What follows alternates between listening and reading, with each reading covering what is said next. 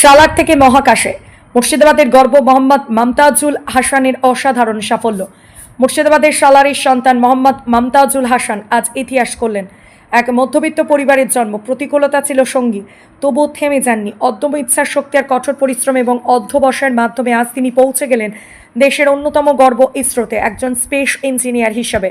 প্রযুক্তির শিক্ষায় নিজেকে গড়ে তুলে মমতাজুল প্রমাণ করলেন, স্বপ্ন যদি বড় হয়, সাহস থাকলে সালারের মাটিতেও জন্ম হতে পারে মহাকাশ বিজয়ের যাত্রার। তার এই অসাধারণ অর্জন শুধুমাত্র পারিবারিক নয়, গোটা মুর্শিদাবাদ তথা বাংলার গর্ব। মোহাম্মদ মমতাজুল হাসানকে জানাই আন্তরিক অভিনন্দন ও উজ্জ্বল ভবিষ্যতের জন্য শুভকামনা। হ্যাঁ, মুর্শিদাবাদ জেলার পাশাপাশি সালারের গর্ব বলা যেতে পারে মমতাজুল হোসেন। আপনি একজন ইসরোর স্পেস ইঞ্জিনিয়ারিং হতে যাচ্ছেন, কি বলবেন এটা নিয়ে? ভালো লাগছে খুব, মানে এরকম এক্সপেকটেশন করিনি কখনো, কিন্তু হয়ে গেছে। আপনি কবে জানতে পারলেন যে আপনি একটা ইসরোর ইঞ্জিনিয়ার? এই মাসে 5 তারিখে অ্যাপয়েন্টমেন্ট লেটার এসেছে, মে মাসে।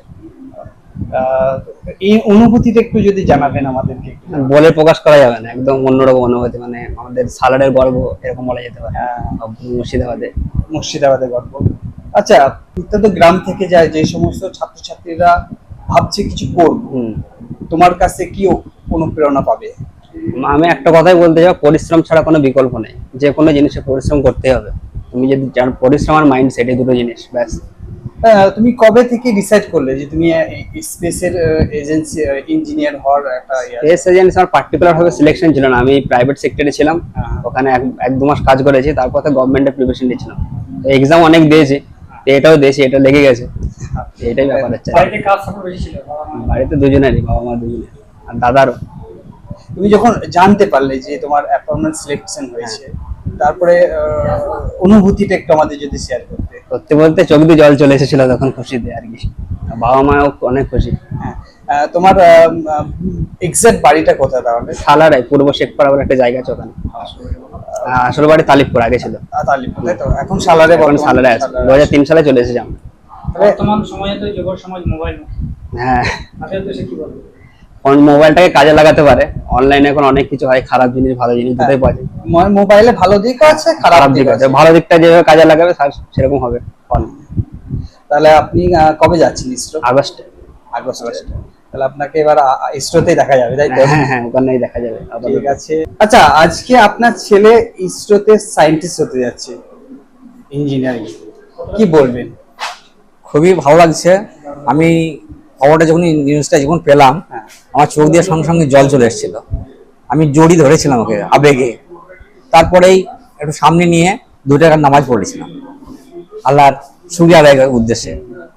সেইটা আমার প্রথম এবং প্রথম ইবাদত। আচ্ছা, ছেলের প্রথম থেকে কি হওয়ার ইচ্ছা ছিল? আমি প্রথম মাধ্যমিক যখন পাস করে, ওকে বললাম তুমি টেকনিক্যাল যা লাইনে পড়ো, আমার মনে হয় আমরা জেনারেল লাইনে পড়েছি তো কিছু নাই হতে। তা বললো ঠিক আছে, আমি তাই করবো। এবং আমি যখন জিয়াগঞ্জকে ভর্তি করলাম, যে সিইটি কলেজে, ও নিজেই মানে ব্যাগপত্র গুছিয়ে নিল আর কি। তখন বয়স 14 বছর প্লাস।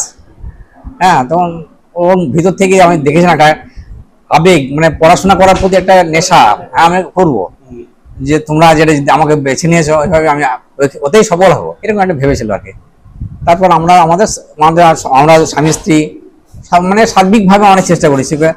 আমরা মানে ক্ষুদ্র আয় দিয়ে বড় করার চেষ্টা করেছি। আসলে হচ্ছে মধ্যবিত্ত পরিবার থেকে বিলং করে আপনার? হ্যাঁ, অবশ্যই। তো আমি সালারের রেজিস্টার হিসেবে কপিরাইটার, আর আমার ওয়াইফ কালীপুর হাই স্কুলে প্যারা টিচার। গার্জিয়ান হিসেবে কি আপনার কি অনুভূতি একটু বলবেন? গার্জিয়ান হিসাবে আমি সত্যি খুশি খুব, এবং আমি ওকে বলেছি যে তোমাকে দেখে অনেকে শিখবে এলাকা।